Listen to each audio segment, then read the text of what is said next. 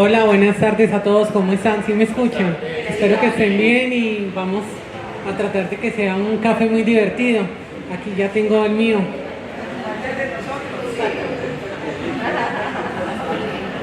Se los quedo debiendo.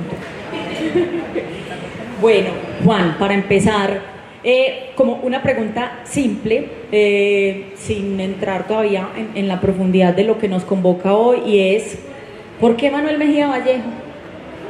¿Por qué estudiarlo? ¿Por qué hacer una biografía? Bueno, yo de niño descubrí a Manuel Mejía Vallejo.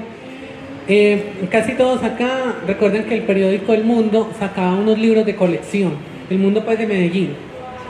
Y entonces dentro de uno de esos libros estaban los cuentos de Manuel Mejía Vallejo, uno que se llama Tiempo de Sequía, nunca se me va a olvidar. Yo tenía que unos 8 o 9 años, en el año 98. Pues yo lo ojeé, no lo leí como tal, sino que me llamó mucho la atención ese nombre.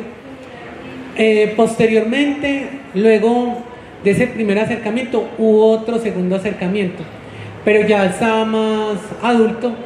En ese entonces tenía 21 años y estaba en la Bolivariana con la profesora Inés Posada. Y ella nos hablaba mucho que los libros servían para calmar toda clase de tristezas, pero también toda clase de alegrías. Yo estaba muy deprimido porque había terminado con una pareja que tenía en ese momento y yo solía ir a Confenalco La Playa, y en una de las estanterías de la biblioteca Confenalco La Playa me encontré las poesías de Manuel Mejía Vallejo.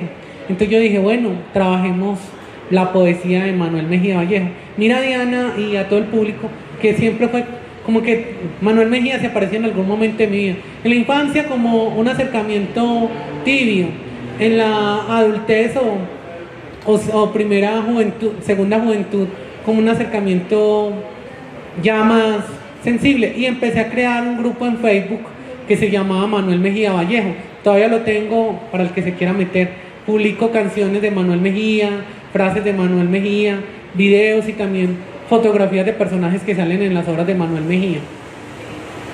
Juan es un visitante asiduo, frecuente de nuestra sala Antioquia, y se la pasa pues ahí leyendo los textos. Ahorita nos estaba mostrando un artículo que se encontró donde salen las niñas de Manuel Mejía, pues chiquitas, ¿no? 9 años, 12 años, una foto muy bella de él con sus hijas en la casa de Caracas. Juan, ¿qué es la ecocrítica? Primero.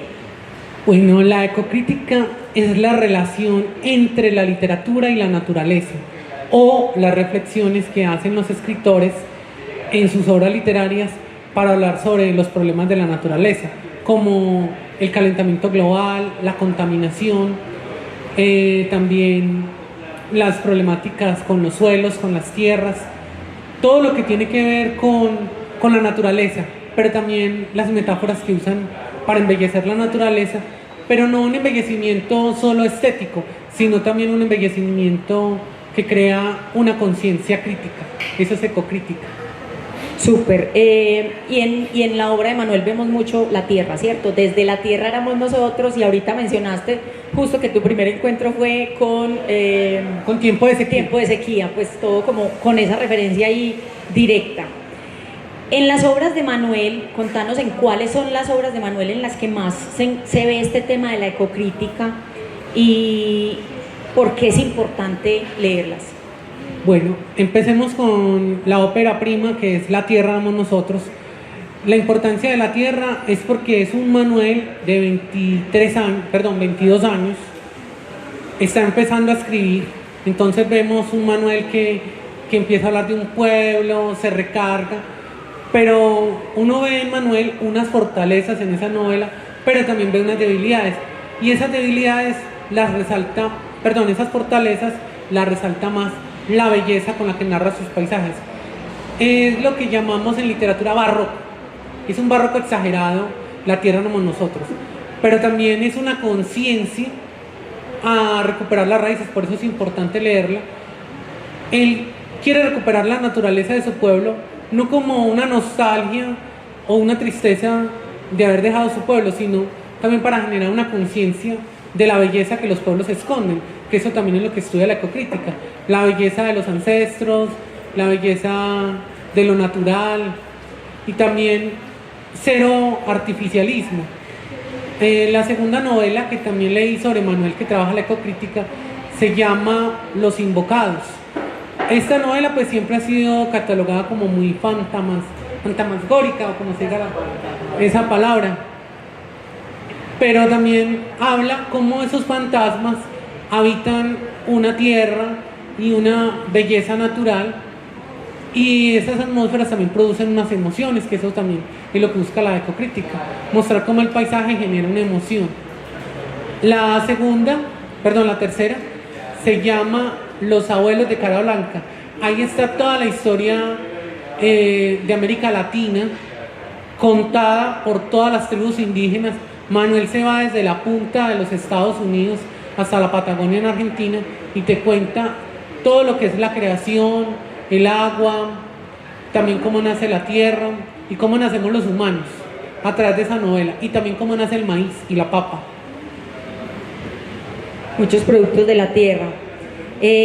También te quería preguntar, cuando uno escucha el término de ecocrítica, piensa en una cosa muy actual, pues muy como de esa conciencia que empezamos a tener, digamos, como en los últimos 10 años, 15 años, con el tema de la ecología y nuestra relación con la tierra, pero es que la obra de Manuel son 80 años más o menos de que escribió La Tierra éramos nosotros, que fue la primera, y en teoría es un tiempo del mundo, del planeta, en el que la gente pues no pensaba en esto, no pensaba en calentamiento global, ni en glaciales, ni en nada de esas cosas.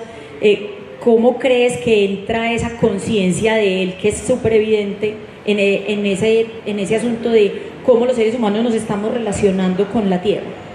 Bueno, lo primero, Diana, es que eso le viene a Manuel de su herencia por el lado Mejía y por el lado Vallejo.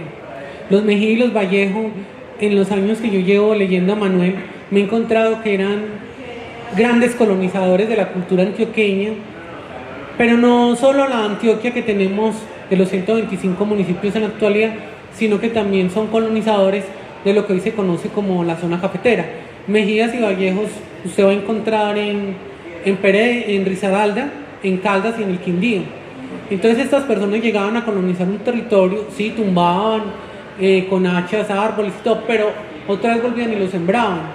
También otra vez volvían y cultivaban los cultivos. Eran una conciencia ecológica, pero al mismo tiempo una conciencia social con la naturaleza. Les importaba demasiado la naturaleza. De ahí que a Manuel le interese tanto la tierra. El segundo referente son las influencias literarias, Diana. Por ejemplo, Manuel era lector de Tomás Carrasquilla. Se leyó Frutos de mi tierra, se leyó Hace tiempos. Entonces el pensar la tierra también lo hace como una crítica social, a mostrarle a usted, vea, hay que cuidar la tierra, hay que cuidar los árboles. No te lo está diciendo así literal, pero implícitamente eso es lo que te está queriendo decir. También en otros cuentos de él, a través de los sueños, como son Las noches de la vigilia, también cuida de la naturaleza y genera una conciencia ecológica. ¿Por qué te nace, digamos, como esa curiosidad de leer a Manuel precisamente desde la ecocrítica? Porque hay muchas influencias de él, hay muchos temas que son muy fuertes en su prosa, pero ¿por qué desde la ecocrítica? Me llama la atención leerlo desde la ecocrítica porque me interesa conocer las metáforas que Manuel usa para hablar de las montañas. También me interesa conocer cómo Manuel diferencia una cordillera. Eso me asombró a mí demasiado. Manuel no era geólogo y tenía un gran conocimiento de la tierra. Yo me sentía leyendo no una novela, sino un libro de geología, por las descripciones tan precisas y tan concisas que hacía de la tierra, de las cosechas. También tenía una conciencia de qué mes se debía sembrar, en cuál no. También los agüeros frente a la tierra. Entonces por eso me llamó la atención leerlo desde ese enfoque. Y no solo La tierra éramos nosotros, Diana, sino todas las obras literarias. Solo hay unas cuantas que no tienen nada que ver con la tierra, como son La sombra de tu paso y Aire de tango. pero el resto todos tienen ecocrítica, de manera directa o indirecta. Pero hay una ecocrítica, hay también un problema sobre la basura, también hay un problema sobre la contaminación que las grandes ciudades tienen en su día a día. Y ese problema que Manuel pensó en el 45, lo vinieron a pensar autores como José Eustacio Rivera, como García Márquez, también como el autor de Ingermina, y también, haciéndole honor aquí a mi amigo Betulio, don Rómulo Gallegos, el ídolo de Manuel, en Doña Bárbara, que también habla mucho de ecocrítica, incluso es de las primeras obras de la ecocrítica en América Latina. En las coplas, que eran también pues como él tan especial con el tema de las coplas, ahí había también algo. Sí, Diana, claro que sí, cuando le canta a los árboles, uno le canta a las aves, porque la ecocrítica no es solo cantos a la naturaleza, también es a los animales. Y Manuel tenía una conciencia animalista, tanto así que le dolió una vez que mató sin querer con una resortera un turpial de niño, y desde eso no volvió a matar ningún animal, tampoco le gustó la cacería. Y lo único que le criticaba al experto en música, amigo de él, Hernán Restrepo Duque, era que fuera amante a la tauromaquia y que su programa de radio se dedicara a narrar las corridas de toro en la Macarena. Fue lo único que le criticó a Hernán, y que también le criticaba a muchos hombres de su generación, el que amaran los toros. Era muy normal en esa época, ahorita ya es un tema más debatible. En una conversación que tuvimos hace días, estábamos hablando de la visión de Manuel, que es muy adelantada para su tiempo en muchos temas, y llegamos al asunto de los objetivos de desarrollo sostenible, que tienen, pues que son súper recientes comparados con la obra de Manuel, que estamos hablando del año 45 más o menos, cuando eso, o sea, ni idea, ¿cierto? Y hoy, yo creo que hoy hay gente que no sabe qué son los objetivos de desarrollo sostenible, ¿cierto? Entonces, ¿cómo crees tú que encuentra él esa, casi que esa, de manera profética, que vamos a terminar así? Pues, o que hoy vamos a llegar a esa época. Creo que no solo en las novelas y en los cuentos de Mejía Vallejo se podrían trabajar los objetivos del desarrollo sostenible. También en unos ensayos que él tiene, que se llaman Hojas de Papel, que publicó La Nacional en los años 80. Desde esa época ya Mejía también empezaba a hablar del cuidado de la naturaleza, del cuidado de la tierra. Pero en las novelas, si yo fuera a leer a Manuel en clave de desarrollo sostenible, en las novelas se cumplen al menos 13 de los 17 objetivos del desarrollo sostenible. Por ejemplo, en la tierra éramos nosotros. Cuando él le dice a Rogelia y a Abraham que siembren, se está cumpliendo con el objetivo de acabar el hambre en el mundo. Y cuando le dice a Carmela y a Sebastián, en tiempo de sequía, que trabajen los cultivos, de alguna manera está dignificando el trabajo de ellos. Y si fuéramos a la ciudad con aire de tango, con los procesos de migración, y que le dice a Jairo que trabaje o que desarrolle unas nuevas formas de trabajo, se está cumpliendo el objetivo de desarrollo sostenible del trabajo. Súper. Dentro de toda esa obra, que ya más o menos nos contaste, ¿cuál sería como el orden cronológico, de alguna manera, de uno empezar a leer a Manuel desde esa perspectiva, entendiendo como paso a paso él cómo va avanzando en ese universo de la ecocrítica? Bueno, si lo fuéramos a leer desde Balandú, por ejemplo, como lo trabaja nuestra querida Eliana, yo empezaría con la Casa de las Dos Palmas. Y con la Casa de las Dos Palmas para mostrar cómo fue que tumbaron el bosque, pero también cómo fue que lo volvieron a restaurar. Luego me iría con Tarde de Verano para mostrar cómo fue que los herederos disfrutaron ese bosque y esa naturaleza, si la leyéramos desde la ecocrítica.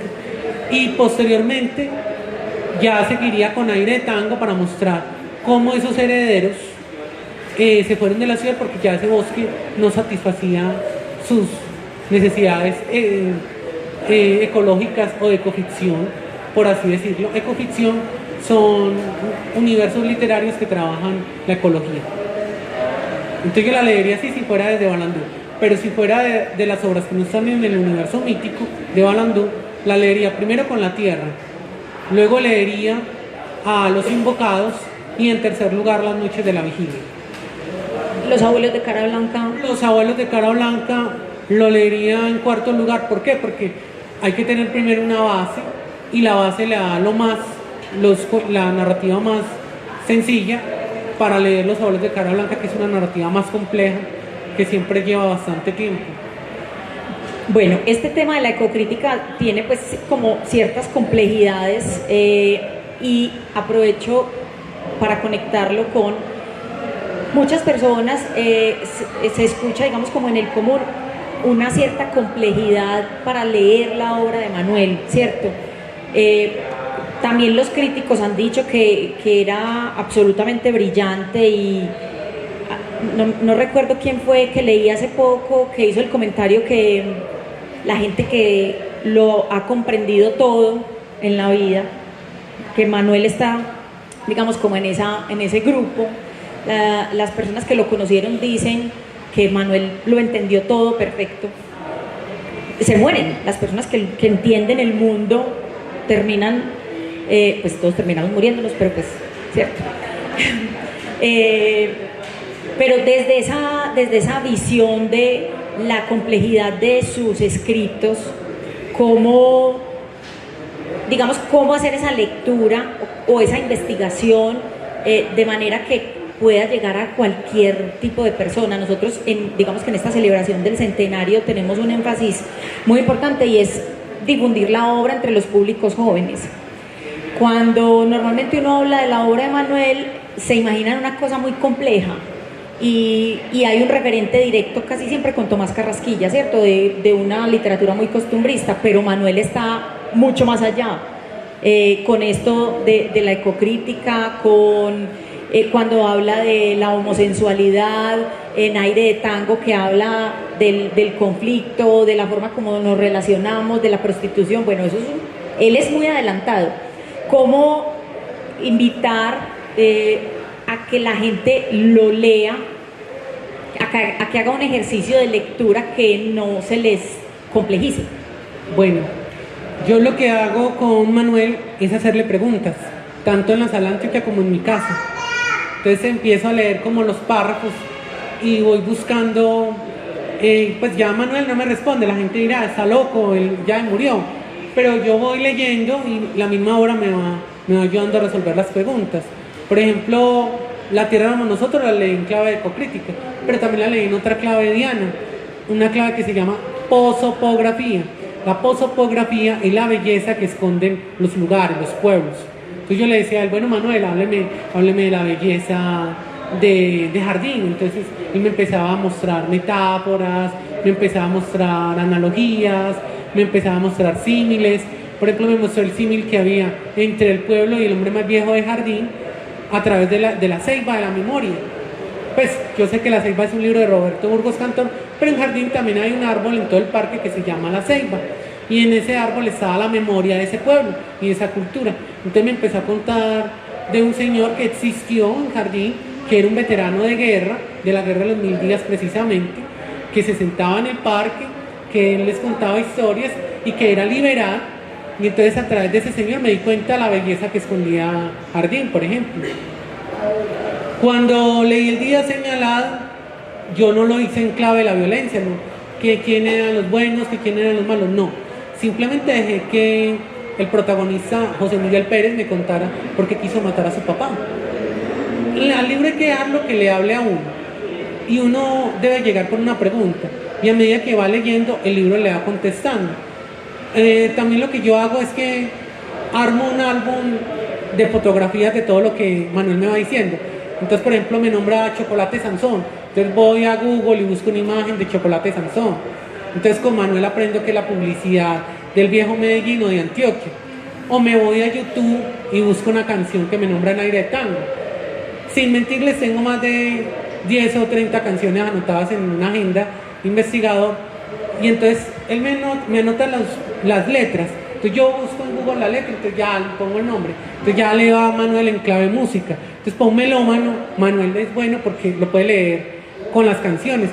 Y cada canción la asocia a un lugar del viejo Medellín. Por ejemplo, otra clave para leer a Manuel geógrafo. Por ejemplo, Manuel nombra unos sitios de Medellín. como el bar Metropolitan. Ah, pero es que eso ya no existe, donde sea, me dicen los muchachos jóvenes, pues los más jóvenes que yo. Yo ya no existe, la idea que no existe es que usted sepa dónde que quedaba el bar Metropolitan, que usted se sepa ubicar espacialmente. Por ejemplo, esta semana estabas hablando ahora del homosexualismo. En Medellín había un café exclusivo para los homosexuales, se llamaba el Café Hércules. Y Uriel Ospina en Medellín tiene historia de muchacha bonita, cuenta la historia de lo que tenía que invertir usted para ir al café Hércules. Y Manuel cuenta también en Aire de Tango cómo sacaron a la Marieto por ir al café Hércules sin tener un solo centavo, que la sacaron de allá como una loca, que porque iba allá a gallinasear a los muchachos. Hay unas referencias ahí muy bonitas, y con lo del bar Metropolitan, Medellín es un lugar de referentes que ya no existen, como ¿por dónde queda tal cosa? Ah, queda por la glorieta de Argos, que ya no existe, ¿cierto? Y hay muchos referentes así, y eso es muy bonito. Otra cosa, ahora que me acuerdo, también con Manuel aprendí mucho de películas. Me pongo a buscar las películas que me nombra y En el mundo sigue andando, y que me nombra En aire de tango, y que es que vimos con Jairo en el Granada tal película. Entonces, por ejemplo, al que le gusta el cine, Manuel le va a dar un listado de películas, eso sí, del cine de los 40 y del cine de los 60, pero es un muy buen cine para el que quiera aprender sobre la historia del cine. También habla de pinturas, entre esos las portadas. Manuel escogía él mismo sus propias portadas. Por ejemplo, escogía la filosofía del tocador, que es la portada de El mundo sigue andando. Y también la portada de La sombra de tu paso, él la escogió. Y la de La casa de las dos palmas, que es una escultura de Obregón. Entonces ahí va aprendiendo. No se me había ocurrido, yo que creo que soy tan recursiva, no se me habría ocurrido leer a Manuel a través de imágenes, pero tiene todo el sentido, porque realmente es muy descriptivo, muy descriptivo. Desde ese punto de vista de la ecocrítica, ¿cómo ves la relación, la forma en la que Manuel nos muestra las relaciones interpersonales como ser humano animal, ¿cierto? Como miembros del reino animal, desde esa perspectiva ecocrítica, la forma en la que los hombres, y voy a aprovechar para hablar de las mujeres, de la charla en la que estuvimos el sábado, porque hay una relación muy fuerte de las mujeres con la naturaleza en su obra. Bueno, en ecocrítica también se resalta mucho la alteridad, y también muestra cómo la naturaleza altera a los hombres y a las mujeres. Pero es que eso no le viene solo a Manuel por su formación, también le viene de la familia. Manuel creció en un matriarcado.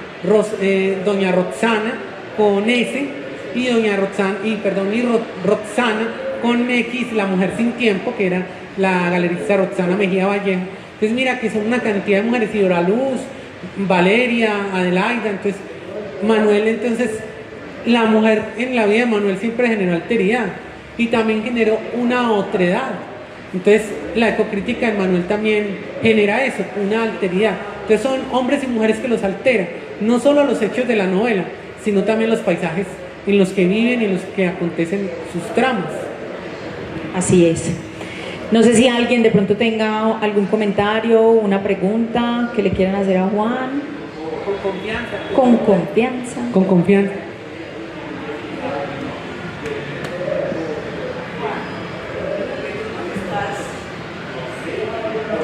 Buenas noches, Juan. Lo que tú nos estás diciendo de Manuel lo veo como algo muy grande, pero a nivel de publicidad y de mercadeo se fue quedando esa relación de él con otros autores. ¿Ahí qué pasó?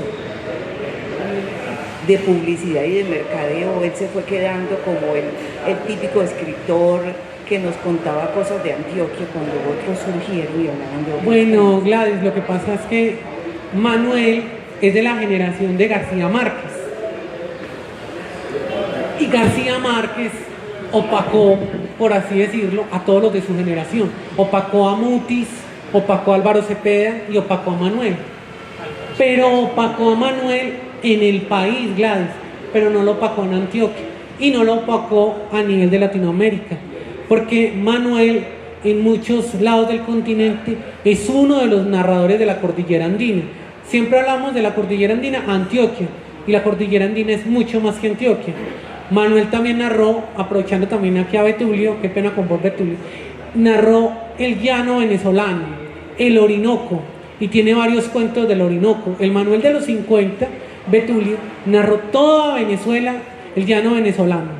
Y en la casa, y en muchas de las novelas de Manuel, hay mucha referencia a Venezuela. Amaba mucho la cultura venezolana. Y en cuanto a la latinoamericana, le gustó mucho los indígenas del Perú. Cuando él fue a Perú en los años 80, quedó encantado con Perú, pero no le gustó Miami. Dijo que Miami era un centro comercial. Centro comercial gigante. Lo otro es que mucho de lo que se comenta y de lo que comenta también su familia es Manuel no quería ser famoso. Manuel no quiso nunca ser exacto, como llamar mucho la atención y tener. De hecho, cuando él se gana el Rómulo Gallegos y el premio Nadal, eso fue sin querer queriendo, digámoslo así.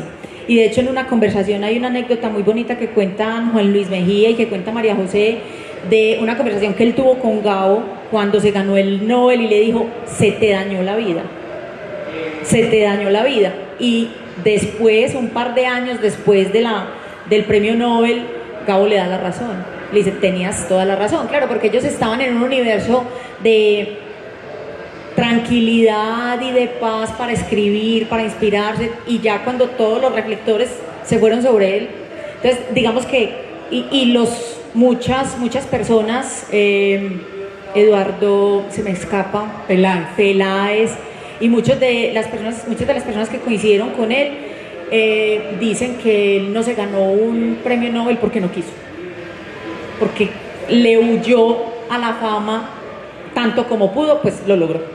Casi que se puede decir que lo logró. Y también un poco tiene que ver con esa relación que hace la gente de su obra con el costumbrismo. Como que ya Tomás Carrasquilla se había robado todas las luces ahí, entonces ahí se desdibuja también un poco, pero es una obra riquísima. Pero Manuel no es tan costumbrista como todo el mundo lo cree, no. Pero tampoco, es como un realismo mágico. Yo diría que más que costumbrista es un realismo mágico, porque él hace muchas rupturas con las costumbres de la tradición antioqueña. Y cuando uno lee aquí las cartas, como lo he hecho yo en todos estos años, uno se da cuenta que es un crítico ni el tenaz, y un costumbrista no es tan crítico, sino que un costumbrista se mide. Manuel no se medía. Para nada, era bastante perspicaz. Bueno, muchísimas gracias por toda esa riqueza que nos están aportando.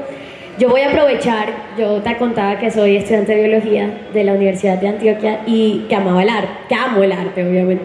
Entonces, yo estoy buscando que el arte sea una herramienta de la conservación para la biodiversidad. Por tanto, yo trabajo dos públicos. Entonces, un público que va a ser ese público que le atrae la parte ambiental, pero que quiero que de alguna manera se integre con la literatura para que pueda tener un acercamiento al arte y pueda sensibilizarse con el lenguaje de otros públicos, porque a veces los científicos o los ambientalistas nos volvemos muy técnicos en el lenguaje. Y otro público que es los que aman la literatura, que aman la lectura, pero que quisiera que se acercaran a ese tema ecocrítico, a esa profundidad de cómo cuido la naturaleza a través también de lo que me inspira el arte. No diste un orden cronológico. Mi pregunta es, ¿cuáles son esas obras? O sea, ya no desde el orden cronológico, sino cómo podemos introducir en cada uno de estos públicos, ¿sí me entienden? O sea, desde la parte científica, ¿cómo los acerco a esa literatura? O sea, es decir, que Manuel Mejía Vallejo atraiga más hacia esa literatura, y cómo desde las personas que aman la literatura puedo acercarlos a ese proceso ecocrítico que él también. O sea, ¿es una misma obra para los dos públicos, o tú dirías esta para este o esta para aquello? ¿Sí me hago entender la pregunta? Bueno, yo te aconsejaría, pues, es una literatura de formación, que eso lo trabajan mucho los alemanes. Por ejemplo, para un público más juvenil, Las noches de la vigilia y unos cuantos cuentos. Si me esperas, pues intercambiamos datos y te doy un listado de cuentos de Las noches de la vigilia que trabajan la naturaleza, y te paso unos párrafos que tengo seleccionados de La Tierra éramos nosotros y algunas obras de Manuel que te pueden servir para motivar. Y también te recomendaría leer un libro que Manuel leyó para su vida, que se llama El cancionero del antioqueño, que son refranes y coplas que le hablan a la naturaleza. Y en las crónicas de Venezuela, también Manuel escribió mucho sobre la naturaleza, pues enfocada no solo a Venezuela, sino a América Latina. Pero esas no las tenemos. Pero espérate, yo saco el bolso.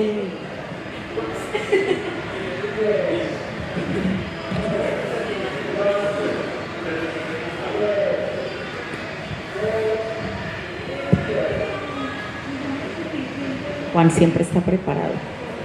Siempre está preparado.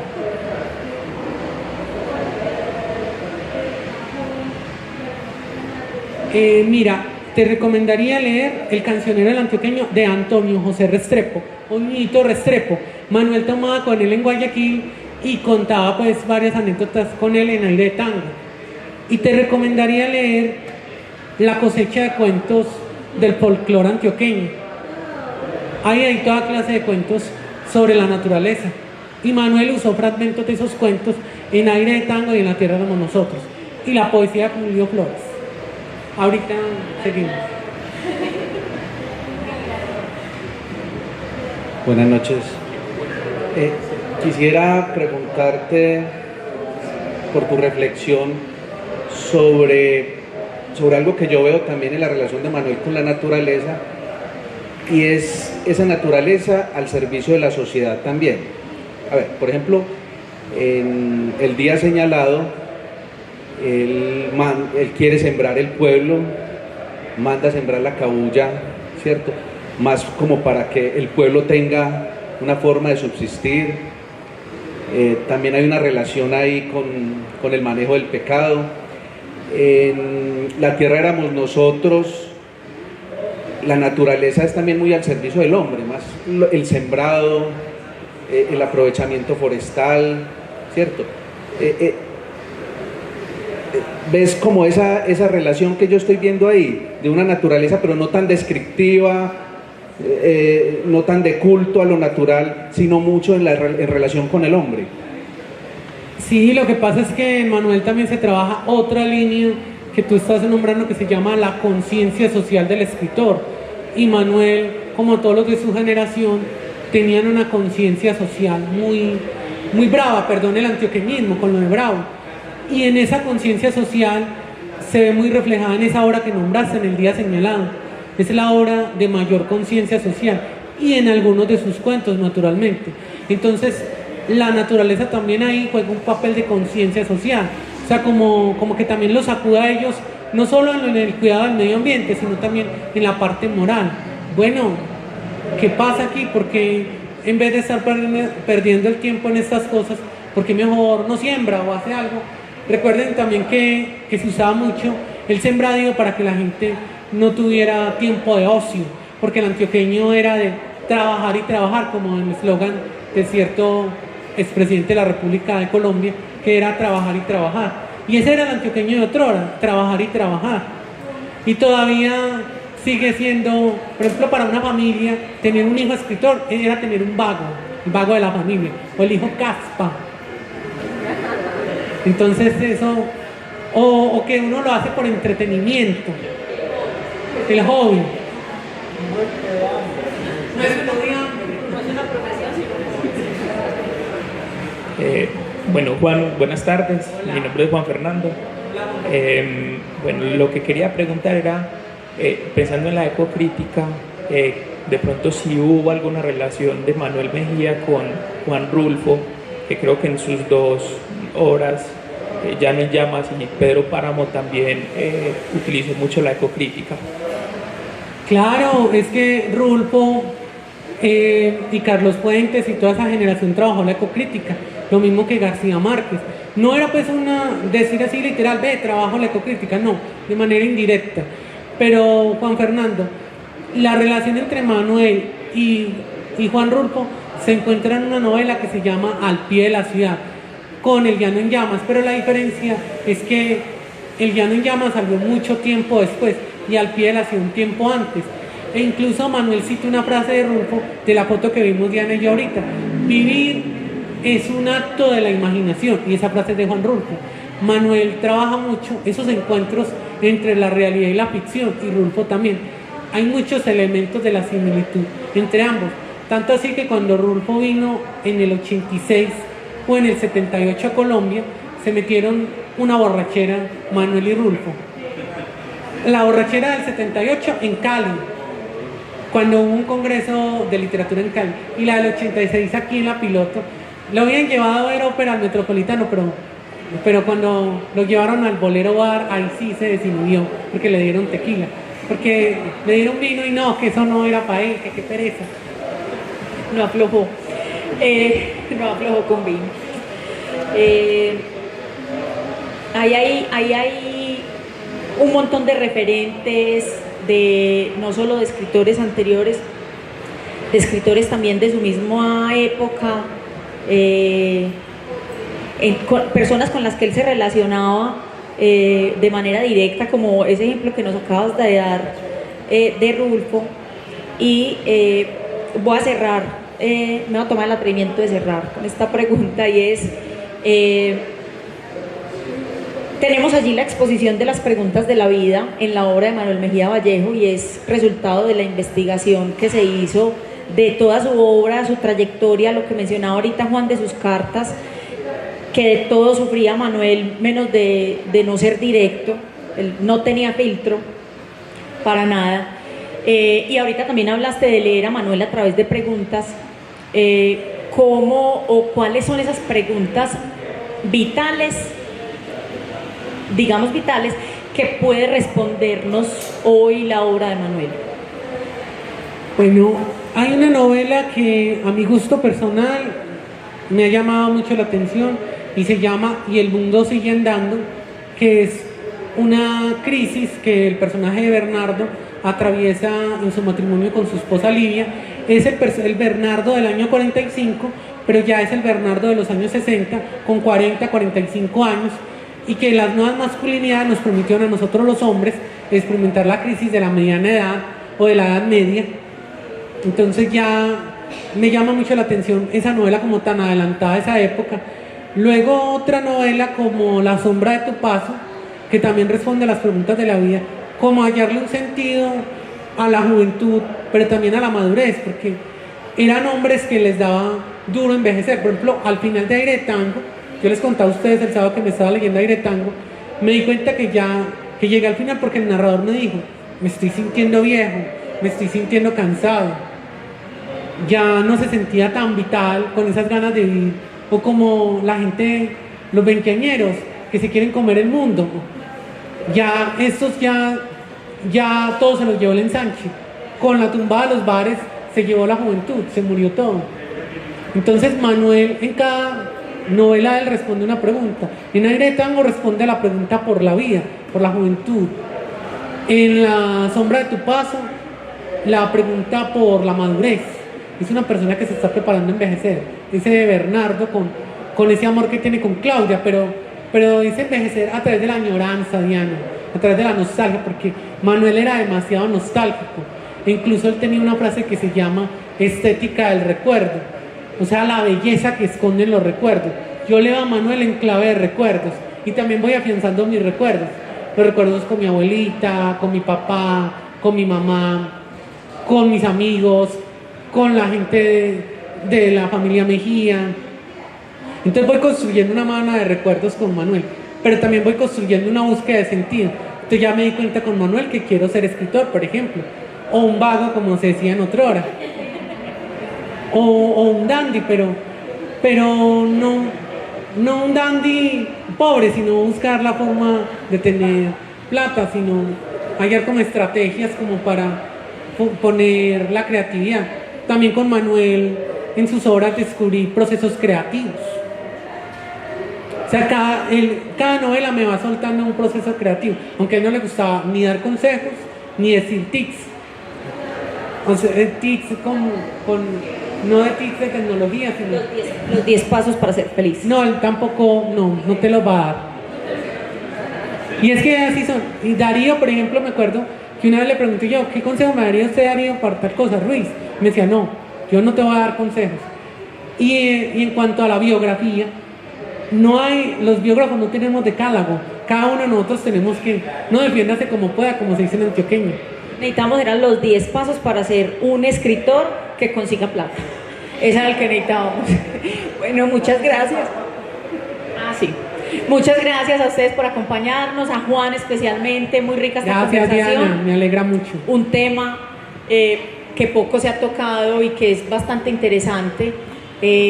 A todos ustedes nuevamente por la compañía, los invito a ver la exposición de Manuel Mejía y a que estén pendientes de la programación. Nos encontramos el tercer miércoles de cada mes para un café con Manuel Mejía Valle.